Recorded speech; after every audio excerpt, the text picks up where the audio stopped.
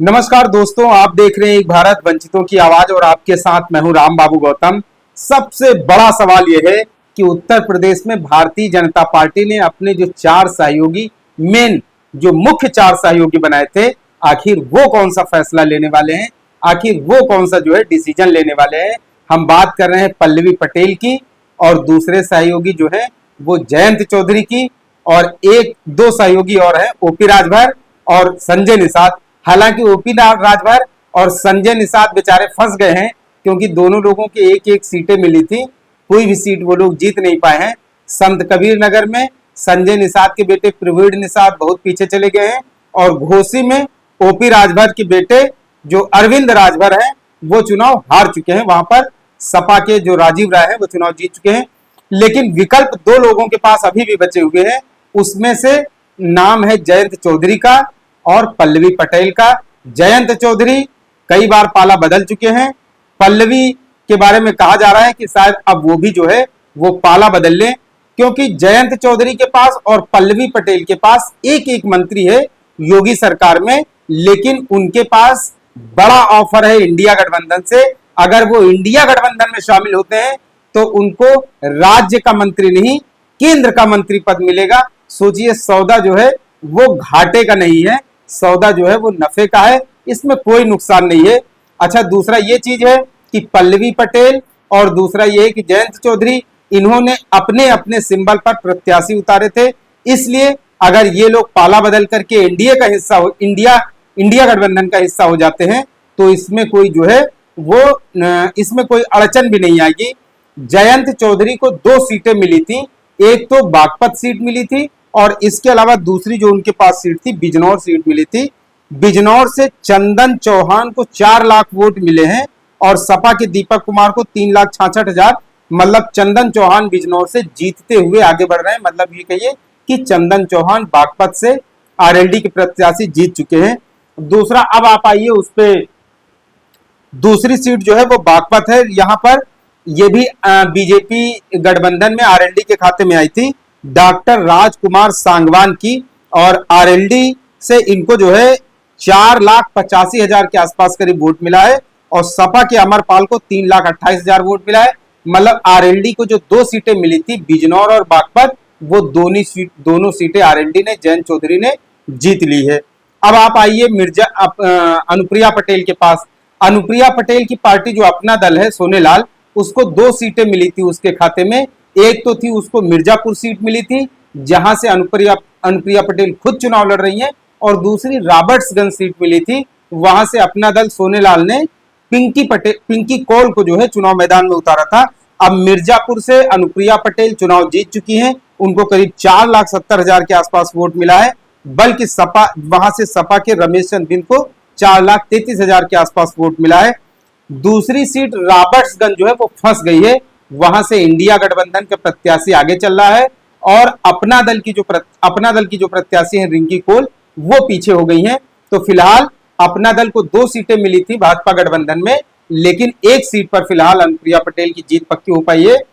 तो इंडिया गठबंधन इस समय जो है वो एक एक सांसद, दोनों इंडिया गठबंधन और एनडीए गठबंधन दोनों एक एक सांसद, एक एक जो है एक एक सांसद के लिए इस समय जद्दोजहद कर रहे हैं, क्योंकि जो चुनाव है वो बीच में फंस गया है।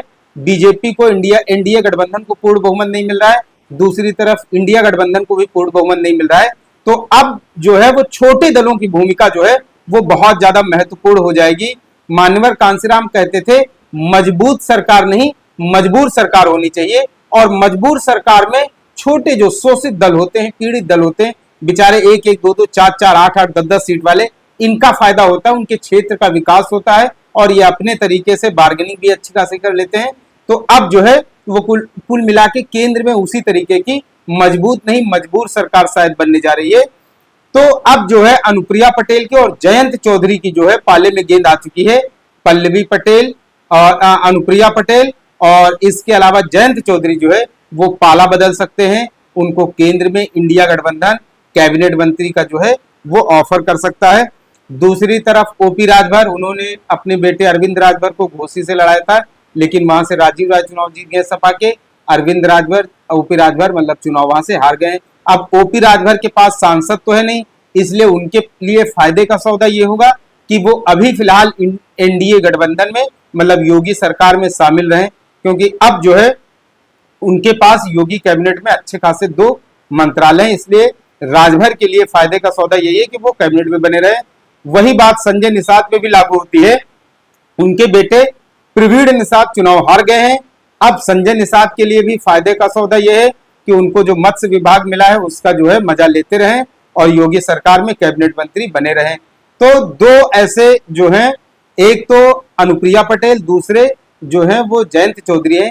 इनके बारे में कहा जा रहा है कि ये लोग जो है वो पाला बदल सकते हैं, ये लोग आगे के लिए जो भी है कुछ सोच सकते हैं।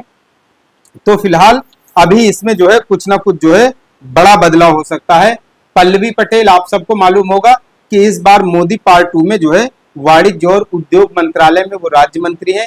जब मोदी सरकार पार्ट 2 का दूसरी बार कैबिनेट विस्तार हुआ था जुलाई 2021 में, 7 जुलाई 2021 में, तब जो है अनुप्रिया पटेल को उसमें राज्य मंत्री बनाया गया था। तो अनुप्रिया पटेल बहुत लंबे समय तक मंत्री भी नहीं रह पाई है, कहीं न कहीं एक गुस्सा भी रहा होगा।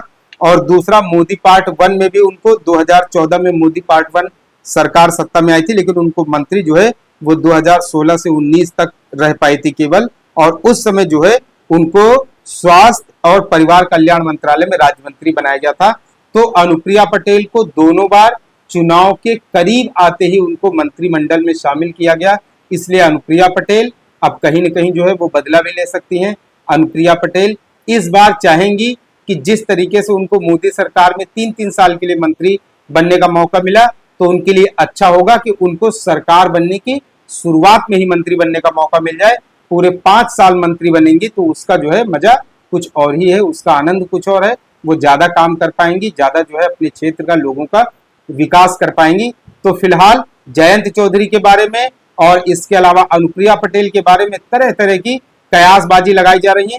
अभी ऐसी कोई पुख्ता खबर नहीं आई है, लेकिन ऐसा कहा जा रहा है, ऐसे कयास लगाए जा रहे हैं, सियासी गलियारों में ऐसी चर्चाएं चल रही हैं कि अनुप्रिया और जयंत कोई बड़ा फैसला ले सकते हैं। चुनाव चवन्नी की तरह पलट चुका है, उसमें अनुप्रिया पटेल और जयंत चौधरी की भूमिका बहुत महत्वपूर्ण हो जाती है। इंडिया गठबंधन की कल बैठक होनी है, इस बैठक में 5 जून की बैठक में बहुत सारी चीजें निकल करके आएंगी।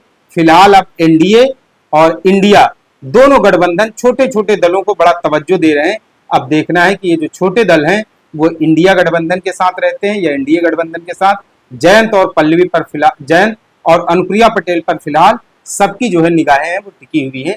देखना है कि आने वाले दिनों में ये लोग क्या फैसला लेते हैं। आपसे अपील है, एक भारत को शेयर और सब्सक्राइब जरूर करते रहें, जिससे कि शोषितों, पीड़ितों और वंचितों की आवाज को प्रमुखता से उठाया जा सके। धन्यवाद।